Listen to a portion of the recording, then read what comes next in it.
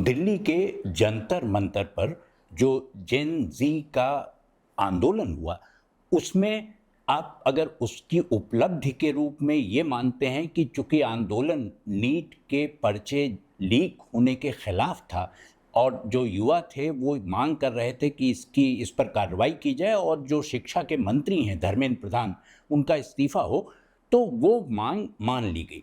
लेकिन धर्मेंद्र प्रधान का इस्तीफा इस आंदोलन का सबसे बड़ा टेक अवे हो, ऐसा नहीं है। जंतर मंतर के आंदोलन ने बहुत सारी चीज़ें नए ढंग से परिभाषित की और उन्हें बदल भी दिया। ये आंदोलन 6 जून को शुरू हुआ था और 25 जुलाई तक चला, यानी कि 1 महीना 19 दिन। और इस 1 महीने 19 दिन में अगर आप हिसाब लगाकर देखें तो 5 प्रमुख चीज़ें ऐसी निकल कर सामने आती हैं जो धर्मेंद्र प्रधान के इस्तीफे से जुड़ी हुई नहीं है या उस संबंधित नहीं है। वो बहुत महत्वपूर्ण है और उनके बारे में चर्चा होनी चाहिए। अवध पंच में मधुकर उपाध्याय का राम राम। जो पहली चीज जंतर मंतर के आंदोलन से निकल कर आई, 1 महीना 19 दिन चले आंदोलन से, वो जो प्रदर्शनकारी थे उनकी चारित्रिक दृढ़ता दिखाती है। ये बात कोई आसान और सहज बात नहीं है जिसको सामान्य रूप से आप ऐसे ही कह दें और स्वीकार कर लें। 1 महीना 19 दिन में जहां सारे लोग सड़क पर हों, सड़क पर ही सो रहे हों, वहीं बैठे हों, वहीं उठते हों, वहीं खाना खाते हों, और ऐसे में उनकी चारित्रिक दृढ़ता का एक उदाहरण ऐसा है जिसमें कहीं किसी ओर से किसी जगह ये शिकायत नहीं आई कि उन्होंने या आंदोलनकारियों में से किसी ने भी महिलाओं के साथ अभद्रता की हो, दुर्व्यवहार किया हो। ऐसा बिल्कुल नहीं हुआ। और इसका एक उदाहरण, बहुत अच्छा उदाहरण 1857 के प्रथम स्वतंत्रता संग्राम से मिलता है, क्योंकि उस पूरे दौरान जब भी 4 महीने का वो सीज था, दिल्ली में भी उनका कब्जा हो गया था, तमाम इलाकों में था और तमाम इलाकों में अंग्रेज़ अफसर तैनात थे, उनकी स्त्रियां, उनकी पत्नियां, बच्चे थे। लेकिन उस पूरे दौरान किसी ब्रिटिश महिला के खिलाफ अभद्रता या उसके साथ छेड़छाड़ या दुर्व्यवहार की कोई शिकायत पुलिस में दर्ज नहीं कराई गई। अंग्रेज़ों का शासन था और अगर वो चाहते तो ऐसा कर सकते थे, लेकिन खुद अंग्रेज़ लेखकों ने स्वीकार किया कि आंदोलनकारियों ने ऐसी कोई हरकत नहीं की। ये बहुत सामान्य सी बात लग सकती है, लेकिन इतने बड़े आंदोलन में ऐसी कोई घटना नहीं हो, ये सिवाय इसके कि आपकी चारित्रिक दृढ़ता बताए और कुछ इसे कहा नहीं जा सकता। और ये जंतर मंतर की पहली बड़ी उपलब्धि है जो युवा वर्ग में और युवा वर्ग की चारित्रिक दृढ़ता को प्रमाणित करती है। जो दूसरी चीज़ है वो उनके साथ जो व्यवहार हुआ और उसके बावजूद उनमें जो संयम बना रहा। उन्होंने तमाम तरह से भड़काने की कोशिश की, सरकार की ओर से बहुत लाठीचार्ज हुआ, बैटन चलाए गए, पैलेट गन्स चलाई गईं और दुनिया भर की चीज़ें ऐसी हुई, लेकिन छात्र उस तरह उत्तेजित नहीं हुए और ना ही उन्होंने ऐसा कुछ किया। ये बात अपने आप में महत्वपूर्ण है, लेकिन उससे ज़्यादा महत्व की बात यह है कि स्त्रियों की, लड़कियों की भागीदारी इस आंदोलन में और उभर कर उनका नेतृत्व सामने आना, चाहे वो रिया हीर हो मुंबई की, जो पुलिस की वैन के सामने खड़ी हो गई और उसे जाने नहीं दे रही थी, या वो नेहा बोरा हो जो दिल्ली के जंतर मंतर पर थी, या एक वो लड़की जंतर मंतर पर जिसने घेरा बनाकर अपने जो पुरुष साथी थे उनको बचाने की कोशिश की। ये अगर आप इसको 1930 के महात्मा गांधी के नमक आंदोलन के साथ रख के देखिए तो उस समय स्त्रियों की भागीदारी एक अकल्पनीय चीज़ थी। और महात्मा गांधी ने नमक आंदोलन के समय ये कहा था कि मेरी गिरफ्तारी के बाद क्रम से ये लोग नेतृत्व करेंगे, और उसमें तीसरा नाम सरोजिनी नायडू का था। वो चीज़ बढ़ते बढ़ते अब जंतर मंतर के आंदोलन में आकर बिल्कुल साफ दिखाई देती है कि वो समानता और जेंडर न्यूट्रलिटी, उनके बीच में जैसे कोई भेदभाव हो ही नहीं, ये जंतर मंतर की दूसरी सबसे बड़ी उपलब्धि मैं मानता हूँ। तीसरी जो चीज़ है वो है नैतिकता, यानी शुचिता, नैतिकता और अपरिग्रह, किसी की चीज़ उठा लेना या छिपा लेना या चोरी कर लेना। पूरी जंतर मंतर के पूरे आंदोलन के समय एक भी शिकायत ऐसी नहीं आई जिसमें ये कहा गया हो कि किसी का मोबाइल चोरी हो गया, किसी का पर्स चोरी हो गया। ऐसी कोई घटना हुई ही नहीं। और ये अब फिर से एक बार जेन ज़ी की पीठ थपथपाई जानी चाहिए कि उन्होंने एक आंदोलन किया जो खुले मैदान में था, आसमान के नीचे था और सब कुछ सबके सामने, सबकी आंखों के सामने था, लेकिन फिर भी ऐसा कुछ नहीं हुआ। जो चौथी उपलब्धि मैं समझता हूँ जेन ज़ी के आंदोलन ने हासिल की, धर्मेंद्र प्रधान छोड़कर, वो सबसे बड़ी बात है कि संचार माध्यम पर एकाधिकार या उनका कब्जा या उसको उपयोग करने की उनकी क्षमता, वो इतना सारा बदलाव हुआ इस बीच में कि ये जो जनरेशन है, ये जिस पीढ़ी की हम बात कर रहे हैं, वो 2004 के बाद की पीढ़ी है जिसका जन्म ही इंटरनेट और मोबाइल फ़ोन के साथ हुआ है। तो उसके लिए ये कोई असामान्य अजूबा नहीं है। वो इसका इस्तेमाल करना बहुत खूबसूरती से जानते हैं और उन्होंने इसका प्रदर्शन भी किया।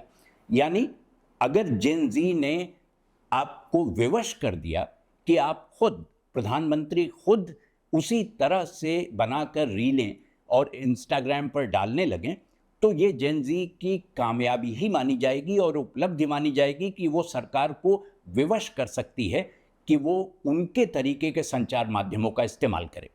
जंतर मंतर के आंदोलन में किसी भी समाचार चैनल को उस तरह का महत्व नहीं मिला जो वो हमेशा समझते थे कि उनका एकाधिकार है उस पर और वो जो चाहें वो कहेंगे और जो चाहेंगे उनके कहने पर वो लोग सुनेंगे और मान भी लेंगे। जेन ज़ी ने उसे तोड़ दिया।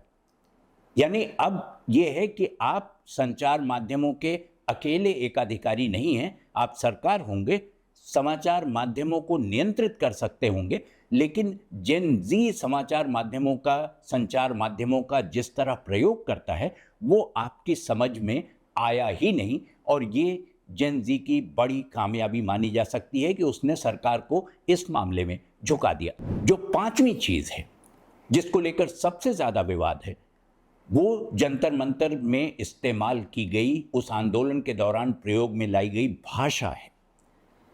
तमाम लोग कहते हैं कि ये भाषा अश्लील है, फूहड़ है, अभद्र है और इस तरह के शब्दों का इस्तेमाल नहीं करना चाहिए, खास तौर पर लड़कियों को तो बिल्कुल नहीं करना चाहिए। सवाल ये नहीं है कि भाषा क्या है, वो तो हमारे पुरखे बहुत पहले कह गए हैं कि भाषा बहता नीर है, नदी है जिसका पानी बहता जा रहा है, उसका प्रवाह है, वो बदल जाएगी। तो जो भाषा पहले थी, जो हमारी पिछली पीढ़ी की भाषा हुआ करती थी, उस भाषा से आप उम्मीद करेंगे कि आप नई भाषा का मुकाबला कर सकेंगे, तो ये एक चूक होगी बहुत बड़ी, जो हुई भी जंतर मंतर के मामले में। पिछली पीढ़ी अधिकतम उसकी भाषा भी बदली। पिछली पीढ़ी से पहले OMG या ओ माई गॉड या LOL, लाफ आउट लाउड, इस तरह के शब्दावली, इस तरह के प्रयोग नहीं होते थे जो हमारी पिछली पीढ़ी ने कर दिया। उसके बाद जो पीढ़ी आई उसकी भाषा ही दूसरी थी और उसका व्याकरण था, उसने शब्दों के न केवल हिज्जे बदल दिए, स्पेलिंग बदल दी, उनके अर्थ बदल दिए। अगर आप उन अर्थों को उस तरह से नहीं समझ पा रहे तो ये आपकी कमी है, ये उनकी कमी नहीं है। भाषा अश्लील नहीं होती। गालियाँ समाज का हिस्सा रही हैं भारत में एक लंबे अरसे तक। वो खुलेआम भी बोली जाती रही हैं और पर्दे के पीछे से भी। राम विवाह के समय अगर पुराना आप याद करिए तो दशरथ, महाराज दशरथ और राम के विरुद्ध महिलाओं ने मिथिला की गालियां गाई थी और वो गालियां स्वीकार्य थी। तो ये समाज से आती हैं। जब एक बार मेरी भूतपूर्व प्रधानमंत्री चंद्रशेखर से बात हो रही थी और मैंने उनसे कहा कि इतने सारे लोग, अपराधी किस्म के लोग संसद में आ गए हैं, तो आप इनके विरुद्ध कार्रवाई क्यों नहीं करते? तो उन्होंने कहा कि ये संसद में नहीं आए हैं, ये कहाँ से आए हैं ये पूछिए। ये समाज से आए हैं और चूंकि समाज में ही अपराधी हैं तो ये उन्हीं का प्रतिनिधित्व कर रहे हैं। आप इनके विरुद्ध जाकर क्या कर लेंगे? आप समाज को समझे बिना किसी पीढ़ी को उसको खारिज करना या स्वीकार करना कैसे संभव मान लेंगे? ये नहीं हो सकता। भाषा को लेकर जो तमाम चीज़ें हैं वो ये कि इसका इतिहास और भी पुराना है। अगर 1857 को 170 साल लगभग हुए हैं, तो करीब 250 वर्ष पहले फ्रांस में क्रांति हुई थी। फ्रेंच रेवोल्यूशन कहते हैं इसे। 1789 की उस क्रांति में इसी तरह भाषाओं और शब्दों का प्रयोग किया गया था और तमाम जो उस समय का शासक वर्ग था उसको समझ में नहीं आ रहा था कि ये भाषा, इसका मुकाबला कैसे किया जा सकता है।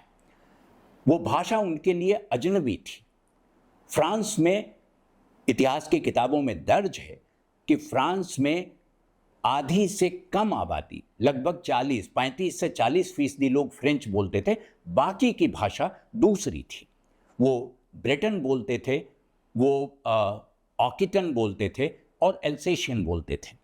इन 3 भाषाओं की लोगों की संख्या मिलाकर कुल जो आभिजात्य वर्ग था फ्रांस का, उसके भाषा बोलने वाले लोगों से कहीं अधिक थी। लेकिन चूंकि ये लगा कि इस भाषा को समझना मुश्किल है, तो फ्रांस में एक आंदोलन जैसा शुरू हुआ और ये कहा गया कि इन भाषाओं को मिटा दिया जाए। ऐसा प्रयास 1857 के बाद अंग्रेज़ों ने भारत में भी किया था, जब उन्होंने 2-3 प्रमुख भाषाओं को मिटाने का प्रयास किया, जिसमें अवधी शामिल है, जिसमें बुंदेली शामिल है। बुंदेली के आला की उन्होंने लगभग हत्या कर दी, उसका मानकीकरण करने के नाम पर। यानी एलियट ने जो आला लिखवा दिया वही आला मान्य होगा, वही गाया जाएगा। तो पूरे स्वतंत्रता आंदोलन से आला खत्म कर दिया उन्होंने। लेकिन अवधि की स्थिति ऐसी हुई कि लोग ये समझने लगे कि उनको हेय दृष्टि से देखा जाएगा अगर वो अवधि बोलेंगे, तो उसका भी एक तरह से पतन का प्रमुख कारण अंग्रेज हुकूमत ही थी और उसी ने ये कोशिश की थी कि अवधि और बुंदेली को इससे अलग कर दिया जाए स्वतंत्रता के आंदोलन से। जो फ्रांस में हुआ वो अद्भुत था। फ्रांस में 2 लोग थे, एबा हेनरी और एक दूसरे थे बर्ट्रैंड। इन दोनों ने मिलकर जो मैक्सिमिलियन की हुकूमत थी उसको ये समझाया कि जब तक इन भाषाओं को समाप्त नहीं किया जाएगा तब तक आप न इनकी भाषा समझ सकेंगे, न इनकी समस्याओं का समाधान हो सकेगा। और राष्ट्र को एक बनाने में ये बहुभाषी होना ही सबसे बड़ी बाधा है। शासकों को ये बात समझ में आई और उन्होंने इसकी खुली छूट दे दी। जो हेनरी और बर्ट्रैंड ने किया वो 250 साल पहले उन्होंने इन भाषाओं पर एक एक करके हमला शुरू किया। ऑसिटॉन और ब्रेटॉन, ऑसिटॉन तो किसी तरह बच गई क्योंकि उसके बोलने वाले ज़्यादा थे। जो एल्सेशियन भाषा थी, जिसका जिक्र अल्सेस इलाके से होता है और वहीं से ये आती है, उसमें एक शब्द था टेरा। टेरा माने ज़मीन, और जो भी उनके विरुद्ध खड़ा होता था वो उसे टेरा को नुकसान पहुंचाने वाला मानते थे, पृथ्वी को नुकसान पहुंचाने वाला मानते थे। और उसी से तमाम अंग्रेजी के दूसरे शब्द बने जिनको आपने टेरर कह के इस्तेमाल किया। फिर वो उस अल्सेशियन भाषा से वो फ्रेंच में आए और फ्रेंच से अंग्रेजी में आए। हम वही टेरा, उसी धरती के लोगों की बात कर रहे हैं। कोई बर्ट्रैंड और कोई हेनरी उसको रोक नहीं सकता, क्योंकि भाषा सतत प्रवाहमान है और उससे लड़कर आप कहीं नहीं पहुंच सकते। आपको भाषा के साथ ही रहना पड़ेगा, उसी के साथ बहना पड़ेगा। स्वीकार करना पड़ेगा कि जेन ज़ी अगली पीढ़ी है और उसकी भाषा दूसरी है। आप बेहतर यह होगा कि उसे समझें और उस रास्ते पर चलने की कोशिश करें। आपकी अश्लीलता का जो दावा है, जो ठप्पा उन पर लगाने की कोशिश की जा रही है, वो किसी काम नहीं आने वाली, क्योंकि उनकी भाषा नहीं बदलने वाली।